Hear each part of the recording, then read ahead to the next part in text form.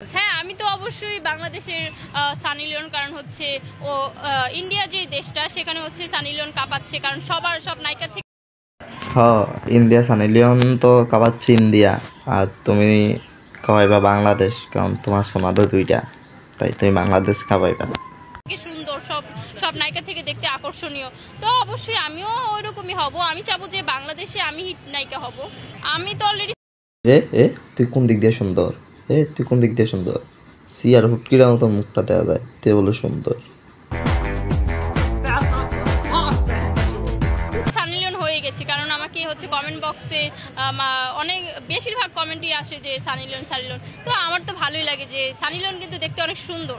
তো যদি সুন্দর, তবে তুমি সুন্দর না, তোমার কমেন্টে এইসব রিয়েক্টে পড়বে, এর ভালো কিছু পড়বে না। আমি ওইরকম সুন্দর হই তাহলে প্রবলেম কি? টিকটকে অনেকেই বলে, তো অলরেডি আমি হয়ে গেছি, আমার আর হওয়া লাগবে না। তাহলে আপনি বলতে চাচ্ছেন যে আপনি বাংলাদেশের সানি লিওন? হ্যাঁ, অবশ্যই।